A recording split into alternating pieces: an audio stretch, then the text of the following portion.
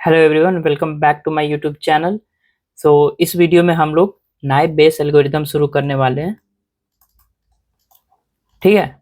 सो नाइप base algorithm पढ़ेंगे। हमने KNN पढ़ा था लास्ट लेक्चर में। उसके बाद मैंने उस पर एक प्रैक्टिकल एग्जाम्पल भी करवाया था। ठीक है। सो बेसिकली नाइप बेस क्लासिफायर क्या है, ये ना नॉर्मली हमने जो भी सुपरवाइज लर्निंग में जो भी एल्गोरिदम अभी तक देखे हैं वो सारे क्या थे, क्लासिफिके डिस्क्रिमिनेंट, लाइक उसमें हम बाउंड्री लर्न कर रहे थे। ठीक है, क्लास को डिफरेंशिएट करने के लिए हम डिसीजन बाउंड्री लर्न कर रहे थे। बट नए बेस वगैरह क्या, ये जनरेटिव क्लासिफायर है। ठीक है।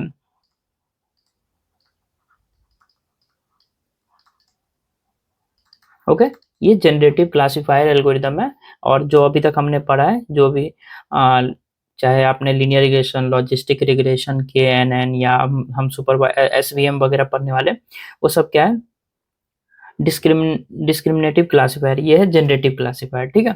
एंड इससे रिलेटेड है GD algorithm, Gaussian discriminant analysis and linear discriminant analysis, LDA। तो ये सब भी हम लोग साथ में पढ़ने वाले हैं। ठीक है, तो शुरू करते हैं। तो यार हमने जो देखा था बेसिकली, हमारा नॉर्मल क्लासिफिकेशन प्रॉब्लम का सेटअप क्या था, हमारे पास डेटा होता था। डेटा में जो भी एक्स है वो फीचर्स होते थे कुछ डी डायमेंशन का, एंड हमारे पास क्लासेस होते थे। मान लो के नंबर ऑफ क्लास है यहाँ पे, तो ये क्लास होते हैं। ठीक है, क्लासिफिकेशन प्रॉब्लम में। ओके, जैसे कि एग्जाम्पल लो, तो आपके पास मान लो मेल या फीमेल क्लास है, एंड इनपुट फीचर क्या है, हाइट एंड वेट। उसके अकॉर्डिंग आप क्लासीफाई करोगे मेल है या फीमेल है। ठीक है, तो इस टाइप के प्रॉब्लम क्लासिफिकेशन प्रॉब्लम में आते हैं। ठीक है, अब हम लोग देखते हैं जनरेटिव क्लासिफिकेशन का आइडिया बेसिकली क्या है। ओके, सो अगर मैं थोड़ा सो जनरेटिव क्लासिफिकेशन का आइडिया क्या है, naive Bayes and GDA are both generative classifier. They do not directly learn a decision boundary. ये डायरेक्टली डिसीजन बाउंड्री नहीं लर्न करते। ठीक है, instead they are learning probability of class. ठीक है, क्लास की प्रोबेबिलिटी, जैसे कि y है ना, तो अगर मान लो हमारे पास दो क्लास है, जैसे अभी हमने देखा मेल और फीमेल, तो ये प्रोबेबिलिटी ऑफ मेल लर्न करेगा और प्रोबेबिलिटी ऑफ फीमेल लर्न करेगा। ठीक है, ये दो चीजें ये लर्न करेगा। उसके बाद लर्न करेगा probability of feature given your target. ठीक है, जैसे कि प्रोबेबिलिटी क्या था हमारे पास फीचर्स में, अभी हाइट था, तो हाइट का प्रोबेबिलिटी क्या है अगर टारगेट हमारे पास मेल है। नेक्स्ट, हाइट का प्रोबेबिलिटी क्या है अगर हमारे पास टारगेट फीमेल है। ठीक है, तो इस टाइप के लर्न करता है। अगर जनरली हमने क्या करा था, अभी जो भी हमने क्लासिफिकेशन एल्गोरिथम्स पढ़े थे उसमें हमने क्या किया था, probability of y given x, मतलब हमारे पास इनपुट फीचर दिया होता था और हम क्लास की प्रोबेबिलिटी निकालते थे। ऐसे करके हम लोग बना रहे थे। ठीक है, लॉजिस्टिक रिग्रेशन जैसा हमने देखा था, उसमें क्या था, हम लोग डिसीजन बाउंड्री लर्न कर रहे थे। ठीक है, डायरेक्टली ये निकाल रहे थे। बट जनरेटिव क्लासिफिकेशन में हम लोग डायरेक्टली ये नहीं निकालते हैं। बेसिकली हम ये निकालते हैं क्लास की प्रोबेबिलिटी एंड फीचर का प्रोबेबिलिटी जब हमारे पास टारगेट दिया हो। ठीक है, ये हम सीखते हैं। अब ये कैसे करेंगे, तो ये कैसे करेंगे, तो ये दोनों हम लोग लर्न करते हैं। इन दोनों के हेल्प, इन दोनों का यूज करके हम लोग, आपने बेस थ्योरम पढ़ा होगा प्रोबेबिलिटी में, अगर आप लोग जानते तो बेस थ्योरम की हेल्प से हम लोग ये फाइंड करेंगे इन दोनों का यूज करके। ठीक है, ओके, तो ये आइडिया है जनरेटिव क्लासिफिकेशन। जनरेटिव क्लासिफिकेशन क्या करता है, इनपुट फीचर लर्न करता है, टारगेट दिया होता है। बट हम लोग नॉर्मली डिस्क्रिमिनेंट, जो नॉर्मली डिसीजन बाउंड्री बना रहा था, वो क्लासिफायर क्या कर रहा था, टारगेट लर्न करता है, इनपुट फीचर्स दिया हुआ है बहुत सारे इनपुट फीचर जो भी हमारे पास है, तो हम बाउंड्री कहाँ पे, लाइन कहाँ पे खींचे क्लासेस को डिवाइड करने के लिए, वो डिसीजन बाउंड्री लर्न कर रहा था। बट जनरेटिव क्लासिफिकेशन कोई बाउंड्री नहीं लर्न करता, ये डिस्ट्रीब्यूशन लर्न करता है। ठीक है, कि इस टाइप का डिस्ट्रीब्यूशन दिख रहा होगा तो ये क्लास फीमेल का होगा। अगर अनदर एक और दूसरा डिस्ट्रीब्यूशन, अगर इस टाइप का डिस्ट्रीब्यूशन होगा इनपुट का, तो वो बेसिकली मेल होगा। तो ऐसे करके डिस्ट्रीब्यूशन लर्न करता है जनरेटिव एल्गोरिदम। आपने जो भी अभी तक देखा होगा कि इमेज जनरेशन हो गया, आपने जितना भी ये सब इमेज जनरेशन टूल्स देखा है, इमेज कैसे जनरेट हो जाता है, क्या आप बोलते हो कि एक मेल का इमेज जनरेट करो या एक इंसान का इमेज जनरेट करो जो कि मून पे वॉक कर रहा है, तो वो टेक्स्ट लिया तो वो फाइंड करेगा सर्च स्पेस में कि इस टाइप के इनपुट पे किस टाइप वाई कैसा आ सकता है टारगेट, तो वो जनरेट करता है। तो वो बेसिकली डिस्ट्रीब्यूशन लर्न करता है। ठीक है, इनपुट फीचर्स का। ओके, तो जनरेटिव क्लासिफिकेशन बेसिकली ऐसे वर्क करता है। ठीक है। तो हम लोग क्या, मैंने क्या बोला आप लोगों को, हम तो ये निकाल रहे हैं बट फाइनली तो मुझे ये चाहिए, तो कैसे होगा, बेस थ्योरम का हेल्प से। तो बेस थ्योरम क्या होता है यार, probability of y given x कैसे निकालते हैं, probability of x given y into probability of y divided by probability of x। ये बेस थ्योरम है, हमने पढ़ा था प्रोबेबिलिटी में, हम लोग को पता है ऑलरेडी, ठीक है। तो ये हम लोग यूज करेंगे क्योंकि ये हमने लर्न किया ये चीजें, तो ये फाइंड कर सकते हैं इसका यूज करके। ओके, सो बेसिकली अगर आप लोग ये देखो तो ये क्या है, probability of y equal to K कोई क्लास है, मान लो मेल है, तो प्रोबेबिलिटी ऑफ मेल, अगर हमारे पास कुछ हाइट और वेट दिया हुआ है तो क्या होगा, हमारे पास इनपुट फीचर हाइट वेट है, तो मेल होने की प्रोबेबिलिटी क्या है, तो हम कैसे निकालेंगे, तो प्रोबेबिलिटी ऑफ वो हाइट वेट पे अगर वो मेल था तो क्या है, and probability of male divided by probability of x, मतलब प्रोबेबिलिटी ऑफ हाइट वेट, उसका प्रोबेबिलिटी क्या है। तो अगर आप लोग देखो तो ये जो नीचे वाला टर्म है ये तो ऊपर, केवल चेंज तो ऊपर वाला टर्म हो रहा है ना कि के ऊपर डिपेंड कर रहा है, तो ये ऊपर वाला टर्म ये चेंज होगा, ये तो कांस्टेंट रहेगा सभी में, ठीक है। हम यहाँ पे क्या कर रहे हैं, क्लासिफिकेशन कर रहे हैं, तो हमें ये नहीं भी रहेगा तो चलेगा, हम डायरेक्टली ये क्या है, इसके ऊपर वाले के प्रोपोर्शनल है।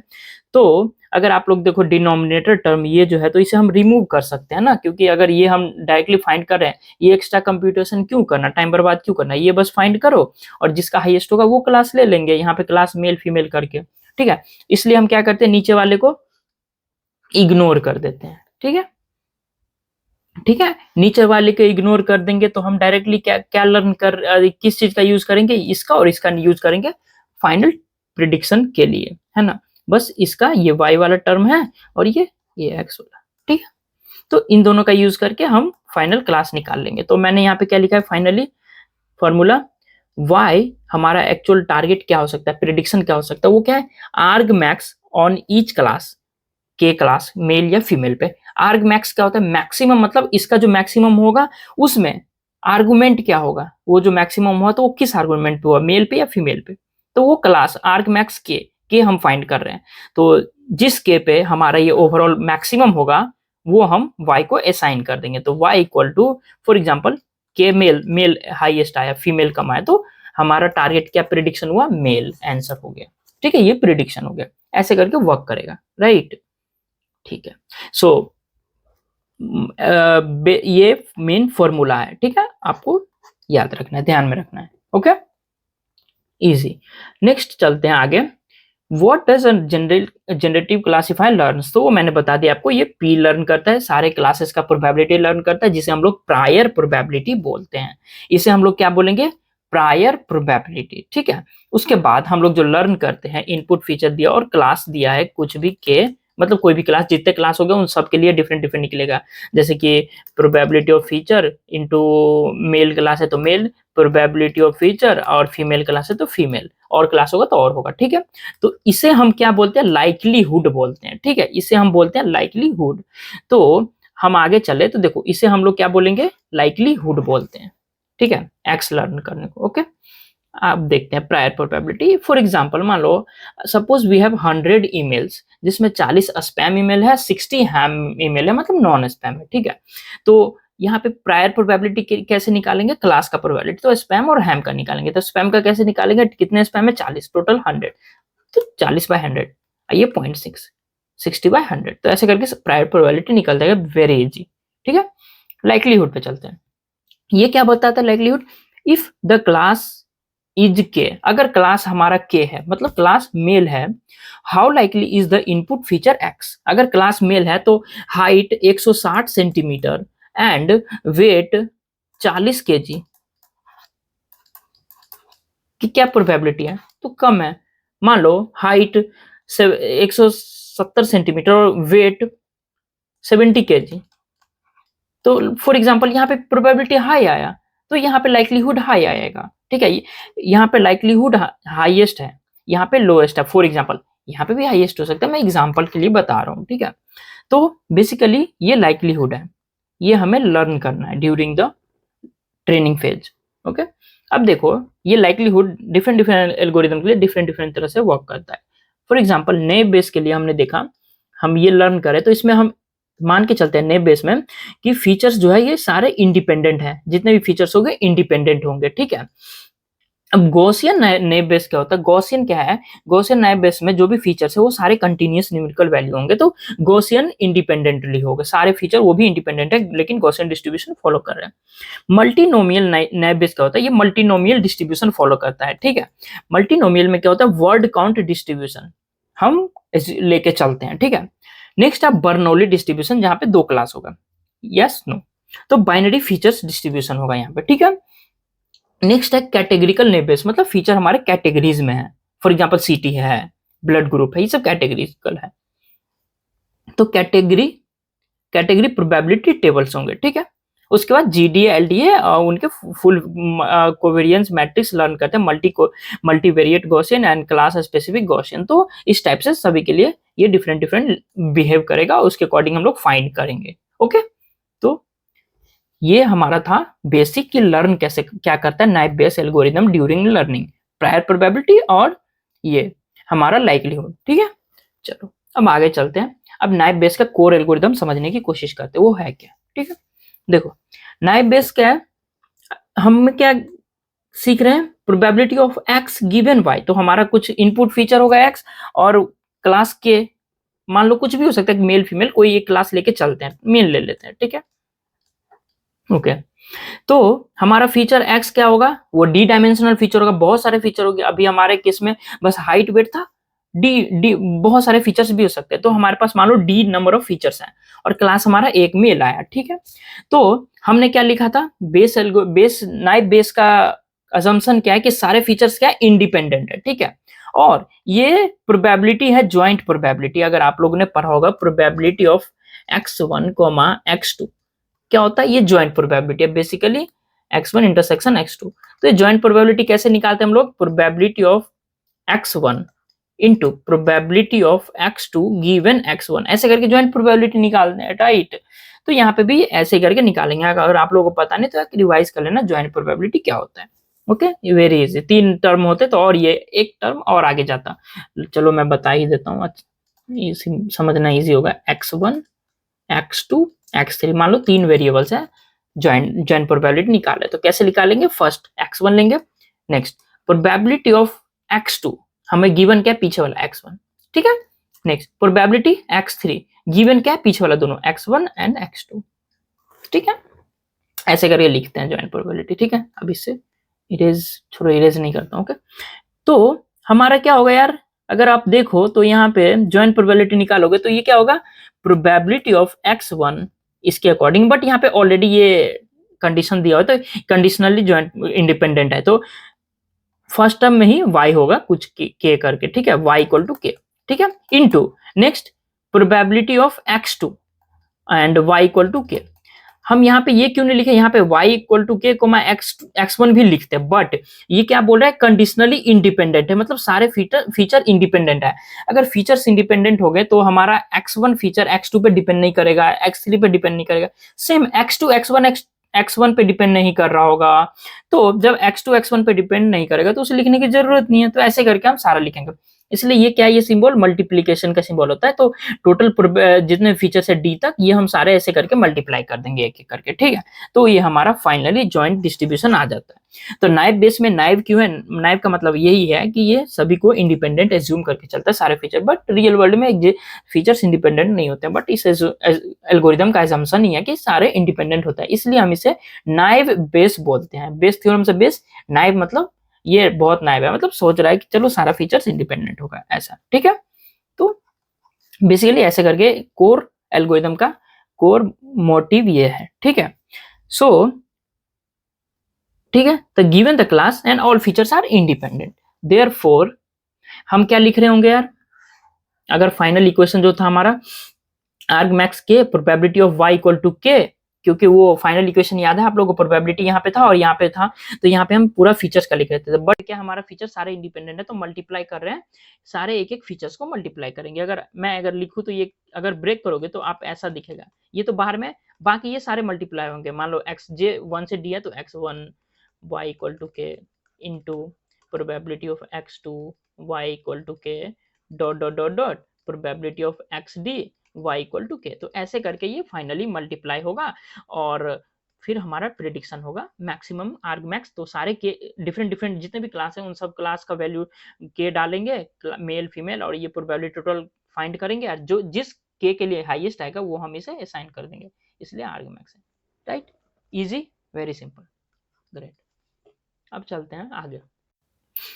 तो यार देखो, आप लोग सोच के देखो, मान लो फीचर हमारे पास 100 फीचर्स है, ठीक है, 100 फीचर है मान लो, और मान लो 100 फीचर होने के बाद प्रोबेबिलिटी है, आपको पता है प्रोबेबिलिटी हमेशा क्या होता है, लेस देन 1 से छोटा आता है। प्रोबेबिलिटी हमेशा ना छोटा होता है ना 1 से, प्रोबेबिलिटी तो 1 से 1 से छोटा है, मान लो 0.1 आया और सारा 0.1 आया, 100 टाइम्स है तो 100 टाइम्स 0.1 को मल्टीप्लाई करोगे तो 0.1 रेज़ टू 100, तो कितना छोटा आएगा, 0.00099 0 फिर 1 आएगा, तो कितना छोटा नंबर है, अंडरफ्लो कर जाएगा, ये मेमोरी में फिट नहीं होगा। मान लो मेमोरी इतना बड़ा नहीं है तो वो इतना स्टोर नहीं कर सकता डेटा, तो पूरा 0 हो जाएगा ओवरऑल, इतना छोटा नंबर हो गया तो मेमोरी अंडरफ्लो कर जाएगा। तो इसलिए हम क्या कर सकते हैं, गुना की जगह इसको एडिशन कर सकते हैं। एडिशन नॉर्मली करेंगे तो 1 से बड़ा हो जाएगा, इसलिए लॉग लगाएंगे, ठीक है। तो लॉग अगर आप लगाओगे तो लॉग क्या करता है, log A into B equal to log A plus log B. तो लॉग क्या करता है, मल्टीप्लीकेशन को एडिशन में कर देता है, तो हम लॉग यूज करेंगे यहाँ पे, राइट। तो लॉग हम लोग लगाएंगे, मैंने लॉग लगाया तो ये अलग हो गया लॉग में, और ये सारा भी लॉग में एक एक करके अलग हो जाएगा, तो सारा एडिशन में आ जाएगा, तो इसलिए यहाँ पे समेशन का सिंबल आप लोग देख रहे हो, ठीक है। So we use log because multiplying many small probability can create numerically underflow, तो उसको अवॉइड करने के लिए हमने लॉग लगाया। बट हमारा कोर फॉर्मूला क्या था नाइप बेस का, ये मल्टीप्लीकेशन था। आप छोटा कम फीचर्स है तो आप ये यूज करो, इट्स ओके। बट आप लोगों को लगता है कि अगर अंडरफ्लो हो सकता है तो आप लोग लॉग लगाना, ठीक है, ठीक है, सिंपल। क्लास प्रायर इसका सारे फीचर्स इंडिपेंडेंटली मल्टीप्लाई करो और फाइनल निकालो, ठीक है। अब इसमें हमारे पैरामीटर्स क्या थे, इस एल्गोरिथम में हमारे पैरामीटर्स क्या थे, तो नाइप बेस क्या लर्न कर रहा है, प्रायर प्रोबेबिलिटी लर्न कर रहा है फॉर ईच क्लास, सारे क्लासेस के लिए प्रायर प्रोबेबिलिटी हम लोग निकालेंगे, ठीक है, ओके। सो बेसिकली यही था। सो फॉर एवरी क्लास के depending on the feature type it learn different likelihood, वो मैंने बता दिया था ऑलरेडी कि गॉसियन के लिए अलग, मल्टीनोमियल, बर्नौली, कैटेगरिकल के लिए अलग अलग लाइक्लीहुड लर्न करेगा, जो कि हम आगे इन सब एल्गोरिथम को ब्रेक डाउन करेंगे आगे तो देखेंगे। तो ये नाइप बेस का कोर एजम्पशन था। अब हम इसके वेरिएंट्स देखते हैं सारे कि कैसे कैसे ये वर्क करते हैं, ठीक है। चलो आगे चलते हैं। सो अगर इंपॉर्टेंट पॉइंट देखो तो नाइप base usually does not need gradient descent, ये इंपॉर्टेंट पॉइंट है।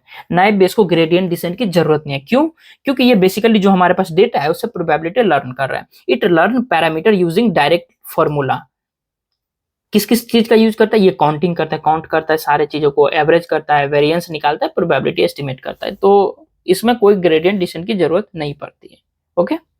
चलो अगला हम लोग देखते हैं गॉसियन नाइप बेस क्या है, ओके। तो जैसे कि नॉर्मल एग्जांपल था, सारे फीचर्स हमारे गॉसियन डिस्ट्रीब्यूशन फॉलो करेंगे। Gaussian naive Bayes is use when feature are continuous, सारे नंबर्स है, for example height, weight, age, temperature, income, blood pressure, ये सब क्या कंटीन्यूअस है और न्यूमेरिकल है, ठीक है। सो गॉसियन नाइप बेस का असम्पशन क्या होता है, तो प्रोबेबिलिटी हमें निकालना है x का, गिवन y है तो x j क्यों लिखा है, j मतलब डिफरेंट डिफरेंट फीचर। मान लो हाइट है तो height what is the probability of height if given target is male, तो हाइट की प्रोबेबिलिटी क्या है। तो नाइप बेस आप लोगों को पता है, तो नाइप बेस का ये होता है ना कि हमारे पास कुछ म्यू होगा और हमारे पास कुछ वेरिएंस होगा, तो ये असम्पशन मतलब ये नाइप बेस में ये पैरामीटर्स होते हैं, ठीक है।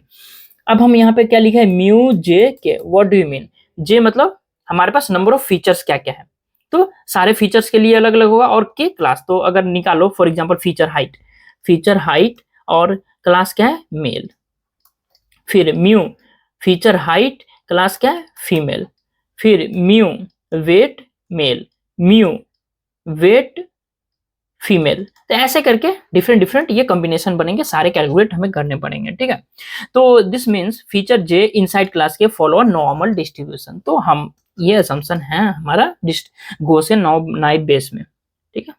चलो अब हम लोग बेसिकली देखते हैं कि इसमें हमारे पास पैरामीटर्स क्या क्या है टोटल, ठीक है, ये इंपॉर्टेंट है, ठीक है। तो हम ईच क्लास के लिए म्यू जे के लर्न कर रहे, तो ये एक पैरामीटर होगा। नेक्स्ट हमें वेरिएंस लर्न करना है, तो म्यू जे के सिग्मा जे के स्क्वायर, ये लर्न कर रहे हैं। सो एंड इसके बाद प्रायर प्रोबेबिलिटी भी लर्न करते हैं। तो ये बेसिकली हम 3 चीजें लर्न कर रहे होंगे, ठीक है।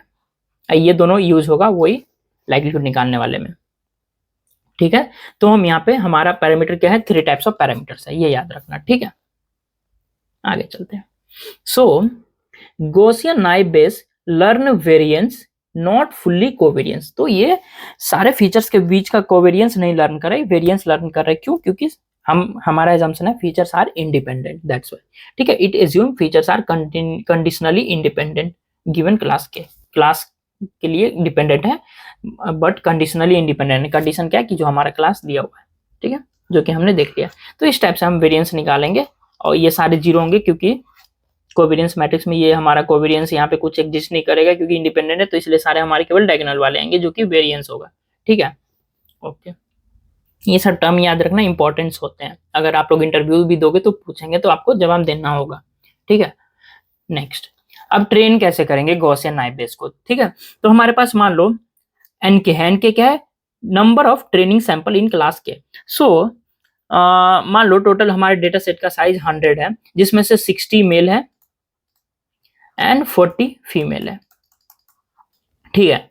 तो ये एनके क्या है, अगर फीमेल है तो एनके का वैल्यू क्या होगा, फीमेल के लिए 60 और मेल के लिए मेल के लिए 60 और फीमेल के लिए 40। तो ये बेसिकली नंबर बता रहे हैं, ठीक है।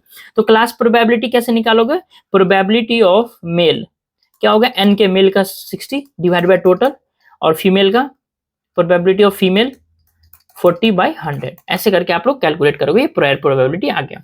अब हमें क्या करना है, मीन निकालना है। तो सारे फीचर्स के लिए निकालना है। तो मान लो हमारे पास टोटल कितने थे, 60 मेल थे, राइट, 60 मेल थे।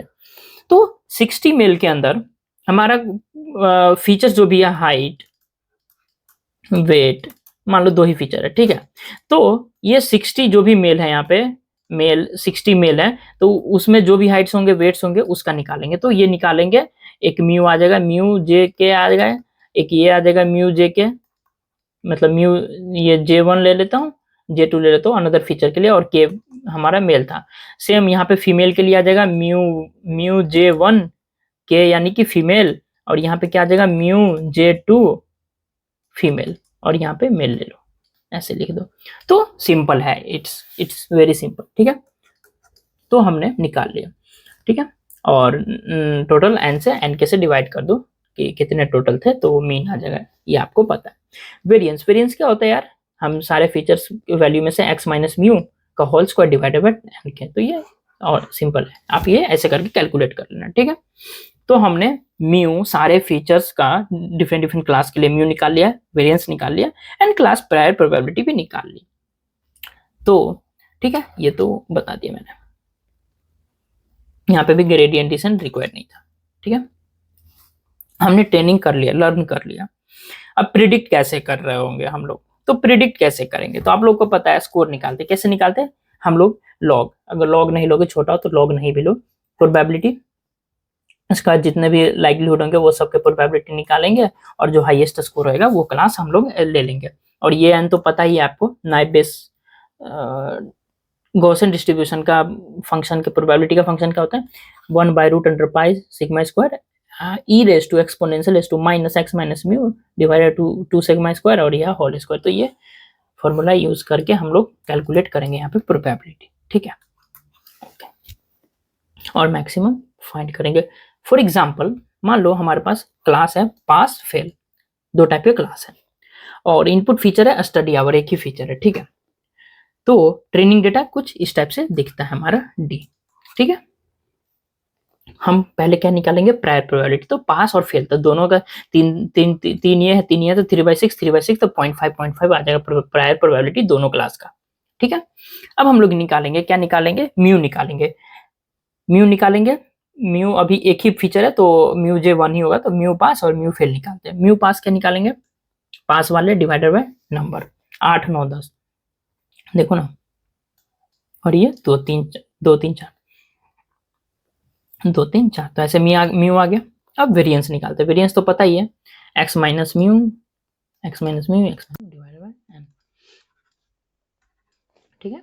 तो हमारा म्यू और सिग्मा दोनों का निकल गया, correct. Now suppose a new student studies, तो अब हमें प्रिडिक्शन करना है। तो मान लो कोई स्टूडेंट आया जिसका फीचर स्टडी आवर 7 आवर्स है, तो आपको क्या लगता है वो पास होगा या फेल होगा? तो आपने लर्न कर लिया डेटा से, प्रीवियस डेटा से, अब हमें प्रिडिक्शन करना है। तो आप क्या करोगे, प्रोबेबिलिटी ऑफ एक्स यानी कि 7 घंटा given pass, probability of x 7 घंटा गिवन फेल, तो ये दोनों प्रोबेबिलिटी निकालना है, जो हाईएस्ट होगा वो होगा। तो वो कैसे निकालेंगे, वो मल्टीप्लाई करेंगे, प्रोबेबिलिटी दोनों में सेम होगा तो उसको अभी रिमूव करते हैं। हम लोग क्या करेंगे, गॉसियन डिस्ट्रीब्यूशन, ये input mu standard division common है, म्यू यहाँ पे 9 है, तो आप अगर इसका डिस्ट्रीब्यूशन ऐसा होगा इसका भी ऐसा ही होगा, ठीक है। अब यहाँ यार मैंने एक्स्ट्रा लाइन खींच दिया, गलत वाला, चलो ठीक है। और इसका म्यू कहाँ पे, मीन का कितना है 9, ठीक है। इसका मीन कितना है 3, ठीक है। और इनपुट कितना है हमारा 7, तो कहीं दूर होगा, और इसका 7 है तो मतलब 9 के आसपास ही होगा, ठीक है। तो आप देखो यहाँ पे हाईएस्ट प्रोबेबिलिटी होगा कंपेयर टू दिस, तो ये हमारा पास कैटेगरी में आ रहा है। प्रिडिक्शन क्या हुआ, पास। आप लोग चाहो तो फॉर्मूला पे बैठाओगे, फॉर्मूला जो मैंने बताया था ऊपर, ये वाला, ऐसे करके आप ये निकाल लो, ऐसे करके आपका स्कोर आ जाएगा दोनों क्लास का, और हमारा पास का ही हाईएस्ट आएगा। क्यों? क्योंकि हमारा क्या है, मीन के आसपास है, मीन के जो पास है उसका प्रोबेबिलिटी ज्यादा होगा, मीन से दूर, ये देखो मीन से काफी दूर है, यहाँ पे मीन 3 है और 7 है तो 4 का गैप है, यहाँ पे 2 का गैप है, तो ये नियर नजदीक है, और वेरिएंस दोनों में सेम है, तो इसका प्रोबेबिलिटी हाईएस्ट आएगा। आप लोग अगर निकालोगे तो चेक कर लेना, ठीक है।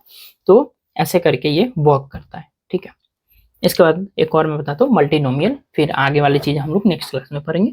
मल्टीनोमियल नाइप बेस क्या है, मल्टीनोमियल नाइप बेस का ये है कि ये मल्टीनोमियल डिस्ट्रीब्यूशन फॉलो करता है। ये हम लोग बेसिकली जो भी टेक्स्ट वाले रिलेटेड स्टफ्स है उसके लिए वर्क का ये हम यूज करते हैं मल्टीनोमियल, जैसे कि spam detection, sentiment classification, news classification, topic classification, तो इस सब टाइप के वर्ड्स काउंट जहाँ पे जिस चीजों में आ रहा होगा उसमें हम लोग मल्टीनोमियल डिस्ट्रीब्यूशन फॉलो करता है, एजम्पशन है, तो मल्टीनोमियल डिस्ट्रीब्यूशन का यूज करेंगे यहाँ पे, ठीक है। गॉसियन डिस्ट्रीब्यूशन में गॉसियन डिस्ट्रीब्यूशन फॉर्मूला यूज करें, मल्टीनोमियल डिस्ट्रीब्यूशन में मल्टीनोमियल। देखो ये देख रहे हो आप लोग, probability of X given by क्या है, factorial of N divided by ये सारे फीचर्स के जो भी एक्स है उसके फैक्टोरियल इंडिविजुअल्स के उसको मल्टीप्लाई करें, और फिर यहाँ पे probability of W I given by power में एक्स आई, और एक्स आई क्या है, तो यहाँ पे देखो एक्स आई क्या है, number of times word i appear in the current. So x i क्या है, वर्ड्स होंगे। मान लो फॉर एग्जांपल हमारे पास 2 वर्ड है, गुड बैड सैड, तीन वर्ड्स है, तो हमारे जो भी पूरा डेटा सेट है उसमें गुड कितने बार आया है, बैड कितने बार आया है, सैड कितने बार आया है, तो गुड जितने बार आया है वो यहाँ पे लेंगे, इनटू बैड लेंगे, इनटू सैड लेंगे, ठीक है। तो गुड बैड सैड वो सारे में आएगा, और टोटल नंबर ऑफ वर्ड्स, तो आपको देख रहे हो ये कांस्टेंट टर्म है, तो आप इसे इग्नोर कर सकते हो क्लासिफिकेशन में, क्योंकि ये सब में होगा, तो अपन इग्नोर करेंगे, हमारे लिए ये इंपॉर्टेंट है।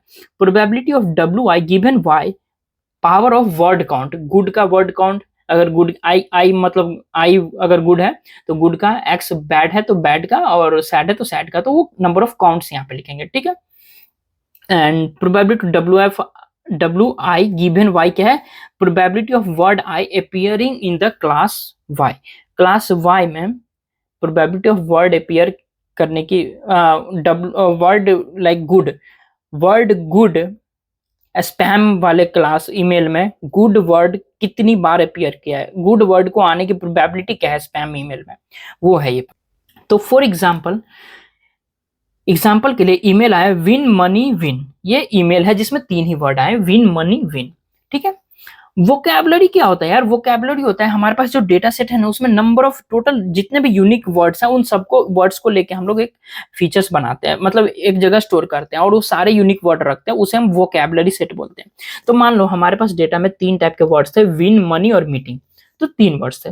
तो हमारा यहाँ पे फीचर वेक्टर कैसा दिखेगा, 210, वाई फर्स्ट पोजीशन पे विन है, और विन हमारे अभी टेस्ट वाले में अभी करंट डेटा सेट में कितना है, 2 बार है तो 2 लिखे, मनी कितना बार है, 1 बार आया है तो 1 लिखे, और मीटिंग तो नहीं आया तो 0 लिखे, ठीक है। तो ऐसे करके फीचर वेक्टर बनाएंगे। बेसिकली जो वोकैबुलरी का जो फीचर वेक्टर होगा उसमें उन सब वर्ड्स के relate corresponding number of counts कितने हैं इस वर्ड्स के हमारे अभी करंट जिस पे हम टेस्ट कर रहे हैं उस ईमेल में, तो वो उतना काउंट लिखते जाते हैं। ठीक है, ये हमारा फीचर रिप्रेजेंटेशन होगा। ठीक है, जैसे कि विन 2 बार अपीयर है इसलिए 2 लिखे हैं, ये एक बार तो एक, ये 0। ठीक है, okay. So parameter learn in multinomial distribution, simple, ये तो सब में होगा। प्रायर प्रोबेबिलिटी, उसके बाद ये probability of W J given y equal to K, ये क्या है, where W J is word J. For example W J क्या है हमारा मतलब डब्ल्यू जे या तो विन हो सकता है, या तो 3 चीज था ना, क्या क्या था, विन, मनी, मीटिंग। तो मान लो डब्ल्यू जे हमारा भी विन है, तो probability of win given class कुछ भी स्पैम। ठीक है, अगला क्या हो सकता है, probability of given win given ham not spam. तो 2 टाइप के प्रोबेबिलिटी। फिर इसके बाद तीसरा वर्ड क्या था, मनी, तो probability of money given spam, probability of money given ham. ऐसे करके जितने भी डिफरेंट टाइप के वर्ड्स है ना, उन सब के हम लोग को प्रोबेबिलिटी निकालना है कोरिस्पॉन्डिंग टू कंडीशनल कंडीशन ये रखना है, जितने भी क्लासेस थे उन क्लासेस को कंडीशन करके, तो ये हमारा प्रोबेबिलिटी आएगा। ठीक, जैसे कि अपन देखते आए हैं। ठीक है, ये हम लर्न कर रहे होंगे, तो हम इसे मान लो इतना बड़ा लिखने से अच्छा एक पैरामीटर में लिख लेते हैं, थीटा जे के। जे हमारा वर्ड है एंड के हमारा क्लास है। ठीक है, तो यहाँ पे हम बेसिकली 2 ही पैरामीटर लर्न कर रहे हैं, क्या, एक ये प्रायर प्रोबेबिलिटी और थीटा जे के। ठीक है, ये 2 चीज लर्न करने हैं, बट हम गॉसियन में 3 चीज लर्न कर रहे थे, ये म्यू और सिग्मा। ठीक है, और यहाँ ये दोनों लर्न कर रहे हैं, तो यहाँ पे 2 पैरामीटर हो गए। अब ट्रेनिंग कैसे करेंगे, तो ट्रेनिंग कैसे करेंगे, तो एनजे के आपको पता है, count of word J in class के। ठीक है, और एन के डब्ल्यू क्या है, total number of word in class के। ठीक है, तो ऐसे करके ये लिखेंगे और ये प्रोबेबिलिटी निकाल लेंगे, तो ये हमारा सारे वर्ड्स का उस क्लास में कितना प्रोबेबिलिटी है वो निकल जाएगा, ऐसे कर करके। ठीक है, अब मान लो हमारे पास कोई ईमेल आया और हमने अभी ईमेल देखा विन मनी विन में एक वर्ड नहीं था, मीटिंग नहीं था। ठीक है, तो जब हम प्रोबेबिलिटी निकालेंगे तो 3 जितने भी वोकैबुलरी में जितने वर्ड्स है सभी के लिए निकाल रहे होंगे। ठीक है, तो उसके लिए तो प्रोबेबिलिटी 0, ये थीटा जे के क्या आ जाएगा, 0 आ जाएगा, क्योंकि ऊपर में ये तो 0 ही हो जाएगा ना, काउंटर डिवाइड बाय टोटल जितने भी वर्ड्स थे, 3 वर्ड्स से 3 से डिवाइड करेंगे। विन में तो ठीक है 2/3 आएगा, मनी में 1/3 आएगा, बट मीटिंग तो उसमें था ही नहीं। करंट अभी जो ईमेल हम लोग देख रहे हैं उसमें एग्जिस्ट नहीं करता, बट वो वोकैबुलरी सेट में तो है, ऐसा वर्ड एग्जिस्ट करता है एक्चुअल में, बट करंट हमारा जो ईमेल है उसमें वो वर्ड नहीं है, तो उसका प्रोबेबिलिटी 0 आ जाएगा, तो ये तो प्रॉब्लमेटिक है। तो 0 को अवॉइड करने के लिए हम लोग क्या करते हैं, यहाँ पे कुछ ऐड करते हैं। ठीक है, मान लो 1 ऐड किए तो 1 ऐड किया, तो ऐसा करके हमें सभी में ऐड करना होगा। अब अगर 1 ऐड करोगे तो ये 1 ऐड करोगे तो ये सभी डिफरेंट जितने भी वोकैबुलरी है, ये जे किस पे डिपेंड करे ना, जितने वोकैबुलरी का साइज है, मान लो 10 वर्ड है तो ऐसे थीटा 10 निकलेंगे, J1 J2 J10 तक एक क्लास के लिए। तो ये अगर फिर ऐड करोगे तो प्रोबेबिलिटी तो टोटल सम 1 होना चाहिए, तो अवॉइड करने के लिए कि ये 1 से ज्यादा हो जाएगा ना सभी में, एक आप ऊपर में ऐड कर रहे हो एक साथ, तो यहाँ पे टोटल वोकैबुलरी साइज से हमें डिवाइड करना पड़ता है, जिससे कि ये नॉर्मलाइज रहे। ठीक है, तो ये अगर हम 1 ऐड करें तो इसे हम लोग लाप्लासियन स्मूथिंग बोलते हैं, जब हम लोग 1 ऐड करते हैं। ठीक है, तो नॉर्मल स्मूथिंग क्या होता है, हम यहाँ पे लिखते हैं अल्फा डिवाइडेड बाय भी, और अल्फा कुछ भी हो सकता है, 1 2 3 4 5 6 7 8 कुछ भी। तो अगर ये 5 होगा तो 5v से डिवाइड करना होगा, तो इसलिए अल्फा भी। लाप्लासियन में हम लोग लाप्लासियन स्मूथिंग में अल्फा हमारा 1 होता है। ठीक है, 0.5 भी ले लो ऐसा। ठीक है, तो ये कुछ इस टाइप से होता है। ठीक है, तो अब देखो प्रिडिक्शन रूल क्या होगा। तो हमने फीचर बना लिया वो कैप साइज का, प्रोबेबिलिटी निकाल लेंगे ऐसे करके। और ये देखो ये ऐसे कैसे आ गए, तो पहले हमारा क्या था, probability of y equal to K into क्या था, थीटा जे के रेज टू एक्स जे, ठीक था ना, ऐसे ही था। और ये j इक्वल टू 1 से लेके टोटल वोकैबुलरी तक, ऐसे करके प्रोबेबिलिटी निकालते सारे के लिए, डिफरेंट क्लासेस के लिए, और जिसका हाईएस्ट होगा वो हम लोग ले लेंगे। अभी अगर आप इसमें लॉग लगाओगे तो ये इस साइड नीचे आ जाएगा ना, तो इसीलिए यहाँ पे दिख रहा है ये वर्ड काउंट है। ठीक है, तो ये मैक्स ले लेते हैं।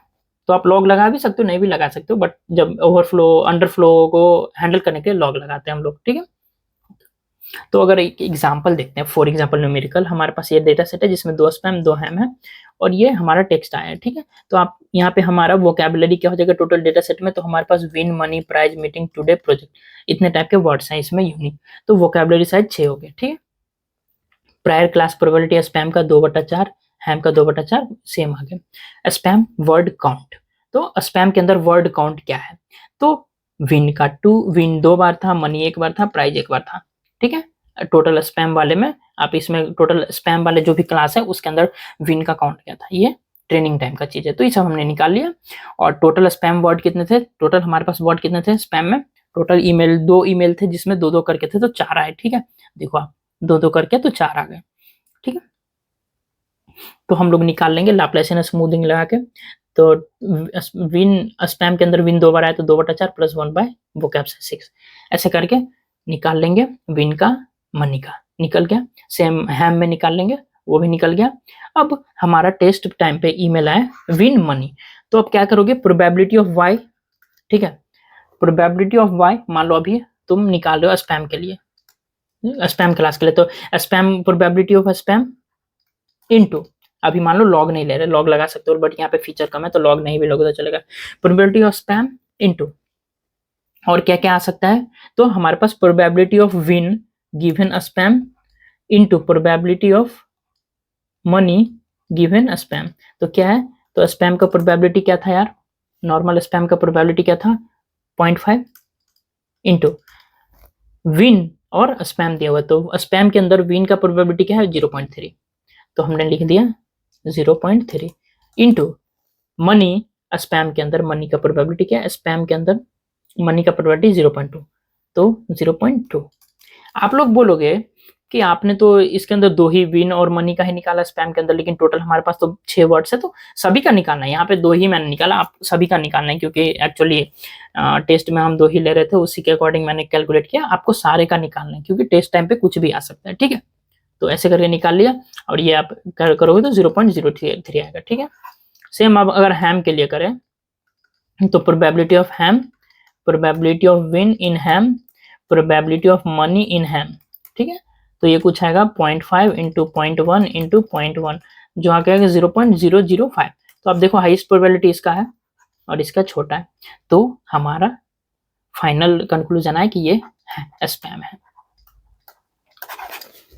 ठीक है, ऐसे करके ये वर्क करेगा। आप लोग चाहो तो इस पे कोई प्रोजेक्ट भी कर सकते हो, वैसे मैं करके दिखाऊंगा। ठीक है, तो अपना क्लास यहीं तक रखते हैं, नेक्स्ट क्लास में हम लोग बर्नौली पढ़ेंगे। अगर आप लोग को बर्नौली डिस्ट्रीब्यूशन नहीं पता तो पढ़ के आना। ठीक है, सो ठीक है।